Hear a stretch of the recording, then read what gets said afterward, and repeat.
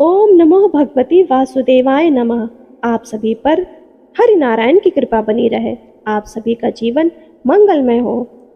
श्रोताओं, आज आप श्रवण करेंगे देवशयनी एकादशी की पौराणिक कथा। धर्मराज युधिष्ठिर ने कहा, हे केशव, आषाढ़ शुक्ल एकादशी का नाम क्या है? इस व्रत के करने की विधि क्या है और किस देवता का पूजन किया जाता है? श्री कृष्ण कहने लगे कि हे युधिष्ठिर, जिस कथा को ब्रह्मा जी ने नारद जी से कहा था वही मैं तुमसे कहता हूँ। एक समय नारद जी ने ब्रह्मा जी से यही प्रश्न किया था। तब ब्रह्मा जी ने उत्तर दिया कि हे नारद, तुमने कलयुगी जीवों के उद्धार के लिए बहुत उत्तम प्रश्न किया है, क्योंकि देवशयनी एकादशी का व्रत सब व्रतों में उत्तम है। इस व्रत से समस्त पाप नष्ट हो जाते हैं और जो मनुष्य इस व्रत को नहीं करते वे नरकगामी होते हैं। इस व्रत के करने से भगवान विष्णु प्रसन्न होते हैं। इस एकादशी का नाम पद्मा है। अब मैं तुमसे एक पौराणिक कथा कहता हूँ, तुम मन लगाकर सुनो। सूर्यवंश में मानधाता नाम का एक चक्रवर्ती राजा हुआ है, जो सत्यवादी और महान प्रतापी था। वह अपनी प्रजा का पुत्र की भांति पालन करता था। उसकी सारी प्रजा धन धान्य से भरपूर और सुखी थी। उसके राज्य में कभी अकाल नहीं पड़ता था। एक समय उस राजा के राज्य में 3 वर्ष तक वर्षा नहीं हुई और अकाल पड़ गया। प्रजा अन्न की कमी के कारण अत्यंत दुखी हो गई। अन्न के न होने से राज्य में यज्ञादि भी बंद हो गए। एक दिन प्रजा राजा के पास जाकर कहने लगी कि हे राजा, सारी प्रजा त्राही त्राही पुकार रही है, क्योंकि समस्त विश्व की सृष्टि का कारण वर्षा है। वर्षा के अभाव के कारण अकाल पड़ गया है और अकाल से प्रजा मर रही है। इसलिए हे राजन, कोई ऐसा उपाय बताओ जिससे प्रजा का कष्ट दूर हो। राजा मानधाता कहने लगे कि आप लोग ठीक कह रहे हैं, वर्षा से ही अन्न उत्पन्न होता है और आप लोग वर्षा न होने से अत्यंत दुखी हुए हैं।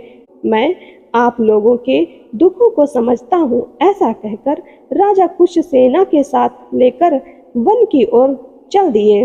वह अनेक ऋषियों के आश्रम में भ्रमण करते हुए अंत में ब्रह्मा जी के पुत्र अंगीरा ऋषि के आश्रम में पहुँचे। वहाँ राजा ने घोड़े से उतरकर अंगीरा ऋषि को प्रणाम किया।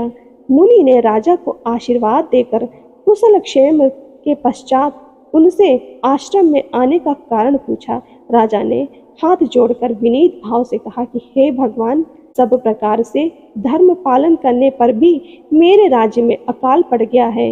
इससे प्रजा अत्यंत दुखी है।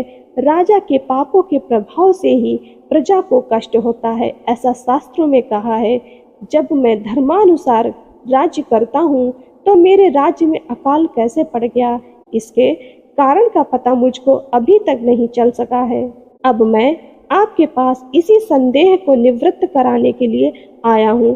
कृपा करके मेरे इस संदेह को दूर कीजिए। साथ ही प्रजा के कष्ट को दूर करने का कोई उपाय बताइए। इतनी बात सुनकर ऋषि कहने लगे कि हे राजन, यह सतयुग सब युगों में उत्तम है। इसमें धर्म को चारों चरण सम्मिलित है, अर्थात इस युग में धर्म की सबसे अधिक उन्नति है।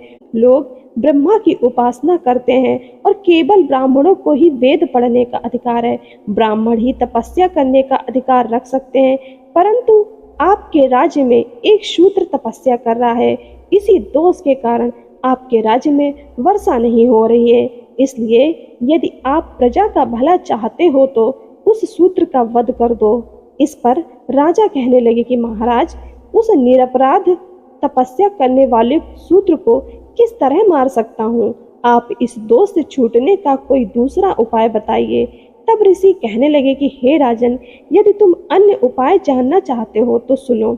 आषाढ़ मास के शुक्ल पक्ष की पद्मा नाम की एकादशी का विधि पूर्वक व्रत करो।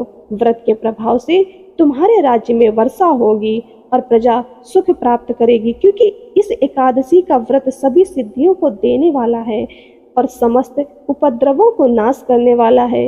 इस एकादशी का व्रत तुम प्रजा, सेवक तथा मंत्रियों सहित करो। मुनि के इस वचन को सुनकर राजा अपने नगर में वापस आ गया और उसने विधि पूर्वक पद्मा एकादशी का व्रत किया। इस व्रत के प्रभाव से वर्षा हुई और प्रजा को सुख पहुंचा। अतः इस मास की एकादशी का व्रत सब मनुष्यों को करना चाहिए। यह व्रत इस लोक में भोग और परलोक में मुक्ति देने वाला होता है। इस कथा को पढ़ने और सुनने से मनुष्य के समस्त पाप नष्ट हो जाते हैं। आप सभी पर हरि नारायण की कृपा बनी रहे। आप सभी का जीवन मंगलमय हो।